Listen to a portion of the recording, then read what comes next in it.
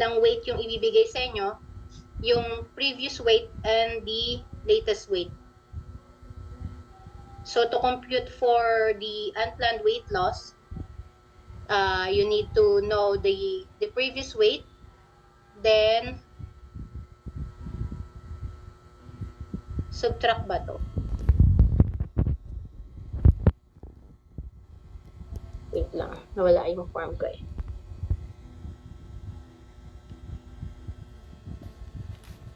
Station.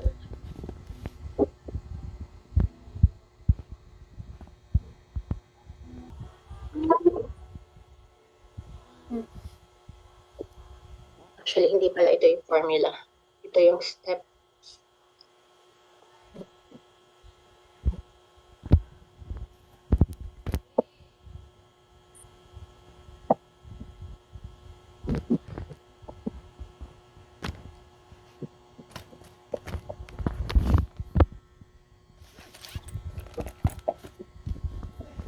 Bali, ano ma'am yun? Unplanned weight loss divided by original weight times 100.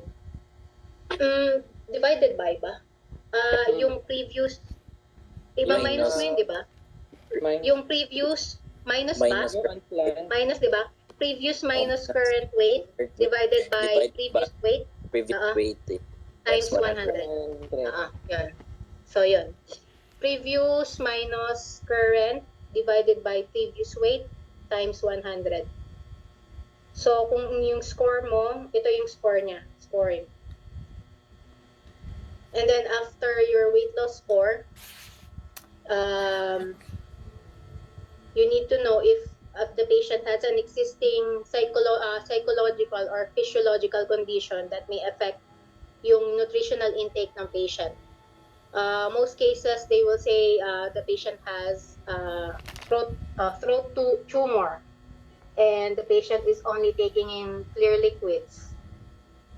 So, wala siyang nutritional intake. So, that is already scored 2. And then after that, you will need to tally the overall risk of malnutrition. So you have your low risk, medium risk, and 2 or more for high risk. Wait lang, hanapin ko lang yung para mas Hello, madali. Ma'am Steph. Hello, Ma'am Yes. Steph. Hi, Ma'am Steph. This is Adrian po. I have a question again. Previous weight minus current weight divided by previous weight times 100. Tama po ba ako? Yes pa. Saan po yun, Ma'am Steph? Saan po For yun? ano yun? Nakalimutan ko. Unplanned. Sa Nakalimutan second ko. step. Unplanned Sa second- weight loss. Unplanned weight loss. Yun po yung parang formula. Yes, yun po Tama yung po ba? formula. And then, based dun sa score mo, nasa na yung sinashare ko? Nawala. Sorry. Under Yung height. BMI dito. Oh, Sa BMI, you will need to compute. Either compute or ibibigay na sa'yo yung mismong BMI score. Pero mostly, ibibigay sa'yo si height and weight. And then, hahanapin mo lang siya dito. Sa form. Percentage weight loss. Nakikita Usual nyo ba? Yeah. Yeah.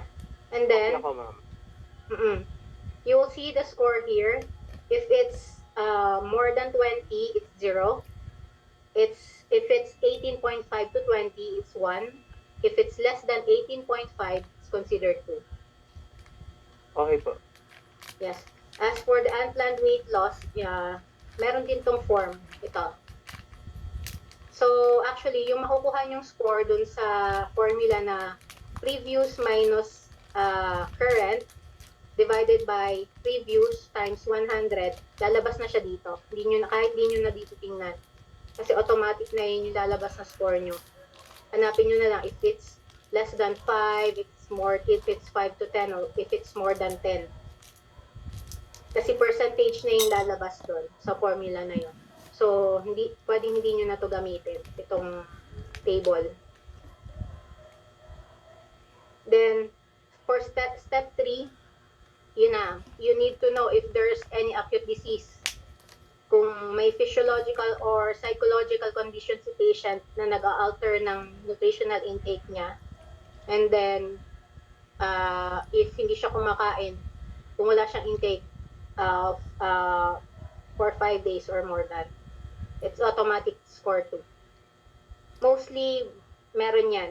Either throat tumor or difficulty swallowing. Yan. Pero i-indicate naman yan sa case if the patient has only taken clear liquids for the past days, nakalagay yun doon. Then after that, you will need to tally your score. So ito yung risk natin, 0, 1, or more than 2. So depending on your risk, you will have guidelines or meron kang management na kailangan gawin. So mostly, ang lalabas dyan is high risk. So for high risk, ito tayo.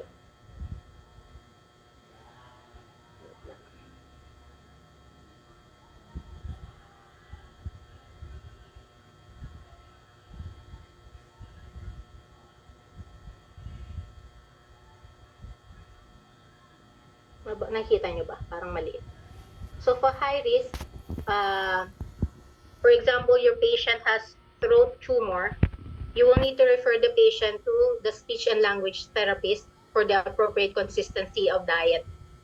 Most probably, the patient will be given pureed foods only, since hirap siyang lumunok.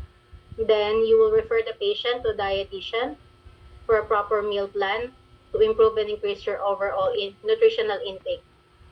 And if there is any special need, like your patient only takes halal food or anything, any religious or any beliefs na kailangan you to take consideration, then you will need to monitor your patient.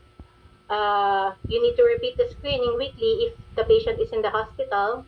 Then once they are back to their home or their community, or kung may nursing home, monthly ang screening.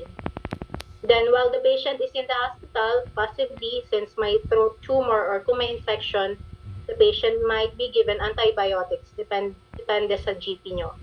And then, as I mentioned, for the patient, recommendation will be pureed foods. So you can have mashed vegetables, yogurt, ice cream, mashed potatoes.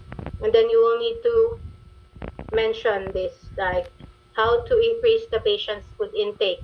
You will need to limit visitors during mealtime, give ample time for eating, avoid distractions, then use appropriate eating utensils like weighted spoons and beakers, and then use of food seasonings. So, meron dito examples ng meal.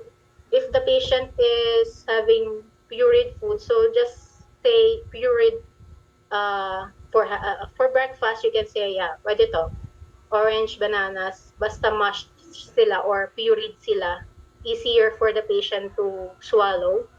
Then for dinner, you can say mashed chicken with, or mashed potatoes with gravy, yung mga ganon.